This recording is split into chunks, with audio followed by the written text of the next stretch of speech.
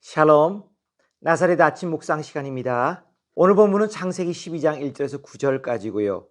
부르심에 순종함으로 복 중의 복을 횡재로 받은 사람 아브라함의 이야기입니다. 여호와께서 아브라함에게 이르시되 너는 너희 고향과 친척과 아버지의 집을 떠나 내가 네게 보여줄 땅으로 가라. 내가 너로 큰 민족을 이루고 네게 복을 주어 네 이름을 창대하게 하리니 너는 복이 될지라. 너를 축복하는 자에게는 내가 복을 내리고 너를 저주하는 자에게는 내가 저주하리니 땅의 모든 족속이 너로 말미암아 복을 얻을 것이라. 이에 아브라함이 여호와의 말씀을 따라갔고 롯도 그와 함께 갔으며 아브라함이 하란을 떠날 때에 75세였더라. 아브라함이 그의 아내 사레와 조카 롯과 하란에서 모은 모든 소유와 얻은 사람들을 이끌고 가나안 땅으로 가려고 떠나서 마침내 가나안 땅에 들어갔더라.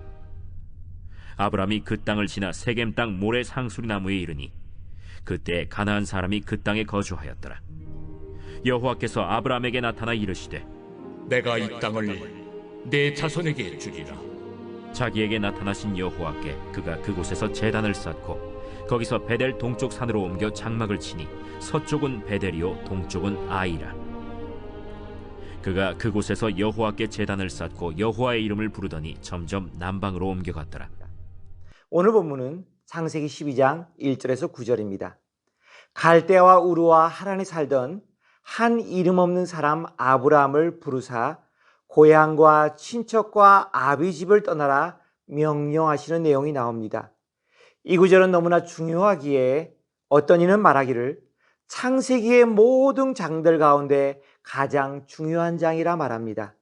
저는 감히 이렇게 말하고 싶습니다. 우리 그리스도인 한 사람 한 사람에게도 가장 중요한 구절이 바로 창세기 12장 1절에서 9절이 됩니다. 왜 그럴까요? 두 가지 관점에서 간단히 생각해 보고자 합니다. 첫 번째는 이 창세기 12장이 속한 문맥과 연관지어 생각해 봅니다. 우선 인류가 노아 홍수 심판 이후에 또 큰 범죄를 저지르는 사건이 기록됩니다. 그것은 바로 앞장인 11장에 기록된 바벨탑 사건입니다. 11장 4절에 이렇게 기록되어 있지요. 또 말하되 자 성읍과 탑을 건설하여 그 탑 꼭대기를 하늘에 닿게 하여 우리 이름을 내고 온 지면에 흩어짐을 면하자 하였더니 아담과 하와의 범죄 이후에 타락한 인류는요 또 하나의 큰 범죄를 계획합니다. 무엇인가요? 하나님이 제일 싫어하시는 탑 꼭대기를 하늘에 닿게 하여 우리의 이름을 내자. 감히 하늘에 도전하는 큰 죄를 범한 것입니다. 아마도 타락한 인류의 본성에 남은 것이라고는 계속해서 하나님을 대적하고 하나님의 자리를 넘보려는 악한 본성만이 남아 있었나 봅니다. 그 결과야 말해 무엇하겠습니까? 창세기 11장 6절에 이렇게 나오죠. 여호와께서 이르시되 이 무리가 한 족속이요 어느덧 하나이므로 이같이 시작하였으니 이후로는 그 하고자 하는 일을 막을 수 없으리로다. 하나님의 창조물 가운데 하나님의 피조물 가운데 가장 지혜롭고 똑똑한 인간이 타락할 때 하나님께 대적하고 하나님처럼 다시 높아지려고 힘을 모으니 바로 이런 무서운 일이 벌어진 겁니다. 그래서 결국 하나님께서는 그들의 언어를 혼잡케 하심으로 이 역사를 멈추게 하셨습니다. 여기서 중요한 포인트는 이것입니다.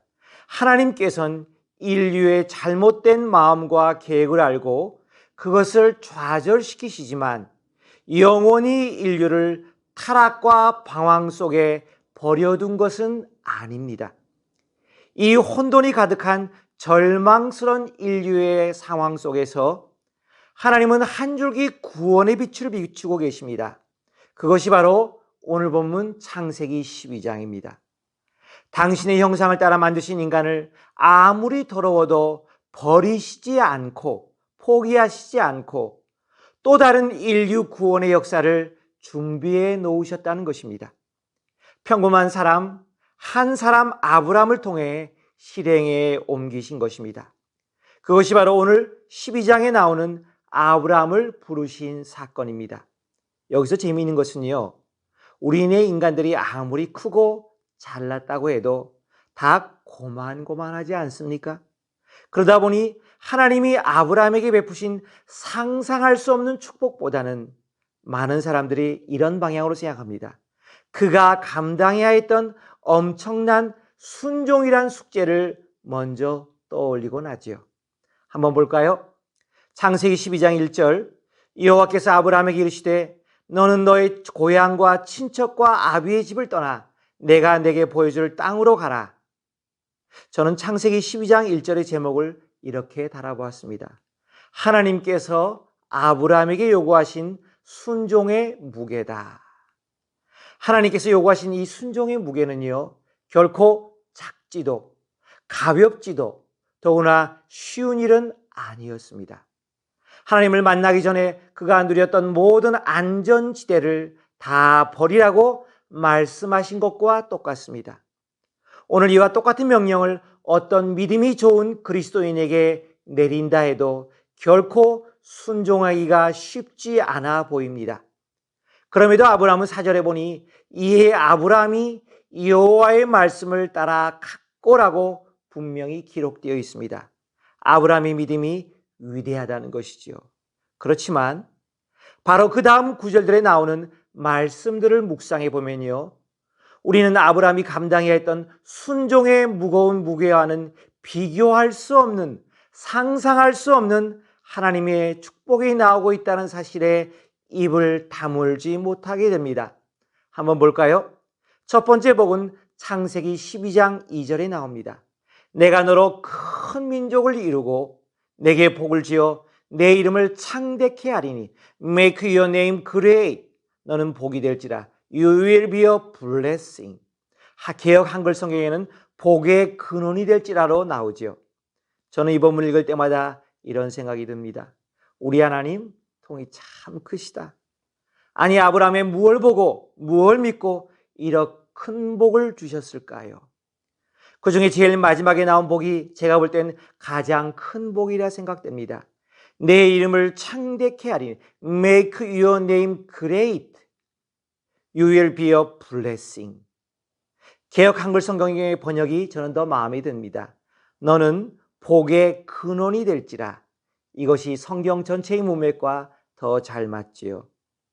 우리의 하늘 아버지의 통큰 축복은요, 단순히 하나님의 명령에 순종하여 본토와 친척과 아비 집을 떠난 아브라함에게 많은 복 중에 큰 것들 몇 개를 주신 것이 아닙니다. 아예 모든 복을 다 통틀어 주신 것입니다. 복의 근원이 되는 복 중에 복을 주셨다는 것입니다. 할렐루야. 두 번째 뭘 볼까요?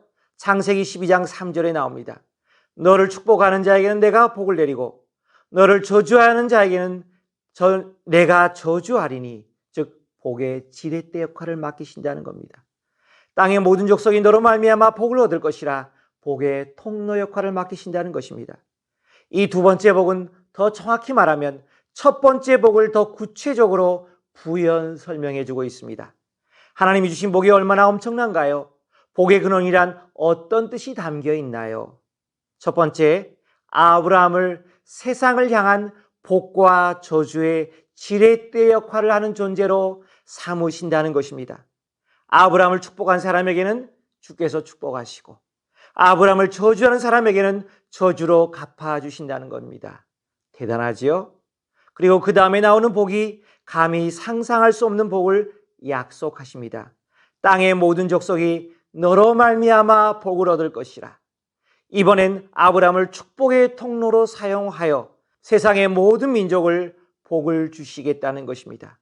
우리가 잘 알듯이 이 복은 바로 오랜 세월이 흐른 후에 이 땅에 메시아여 구세주로 오신 예수 그리스도를 통해서 성취되고 그를 믿는 모든 믿음의 후손들에게 이 복이 전달된 것입니다.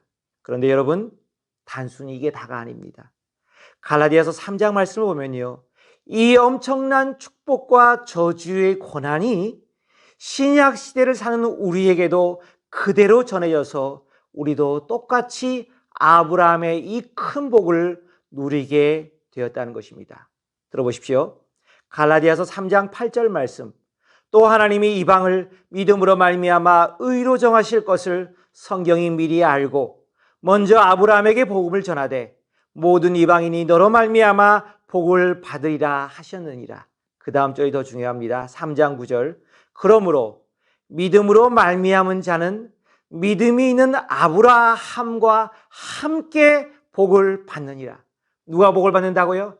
아브라함과 함께 믿음을 지닌 우리가 이 복을 받는다는 것입니다. 그래서 저는 3장 9절이 더 중요하다 생각합니다. 여러분의 이해를 돕기 위해 한 구절을 더 첨가합니다. 가이사랴 빌립보 지방에서 예수님께서는 사역 마지막에 제자들에게 그들의 믿음을 점검해 보십니다. 그리고 베드로의 그 위대한 믿음의 고백을 들으시고 주께서 베드로의 믿음의 고백 위에 세워질 장차 교회를 예언하시며 교회를 대표하는 베드로에게 이런 복을 주십니다. 마태복음 16장 19절 말씀이죠.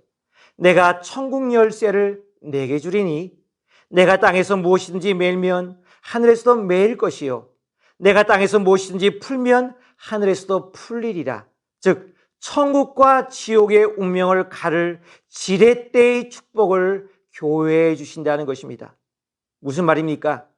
이 땅에 예수 그리스도의 핏값으로 세워진 모든 교회에는 엄청난 권세가 주어지는데 천국과 지옥에 들어가는 모든 인류의 운명을 결정짓는 지렛대 역할을 교회에 맡기셨다는 것입니다. 교회가 무엇입니까? 교회는 건물이 아닙니다. 선택받은 하나님의 백성들이 곧 교회입니다. 그러므로 아브라함에게 주신 이 복은요, 결국 갈라디아 3장 9절에 의하면 믿음이 있는 아브라함과 동일한 믿음을 지닌 아브라함과 함께 이 축복과 저주의 지렛대, 즉 축복의 통로 역할을 우리 그리스도인에게 주셨다는 것입니다. 모든 아브라함의 믿음의 후손들인 오늘의 그리스도인에게도 동일하게 나누어 주신 복이라는 것입니다.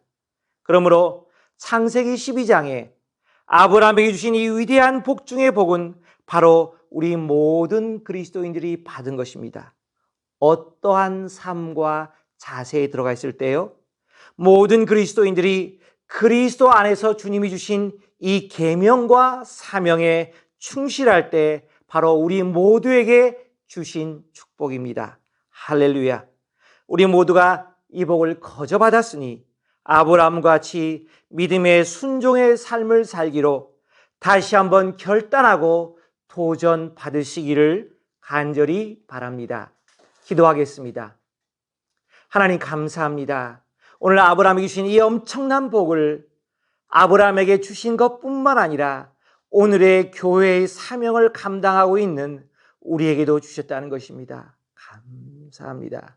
이 복을 받아 누릴 뿐만 아니라 이 복에 합당한 삶과 하나님이 요구하시는 순종의 무게를 감당하는 그리스도인 되게 하여 주시옵소서. 감사드리오며 이 모든 말씀 우리 주 예수님의 이름으로 기도하옵나이다. 아멘.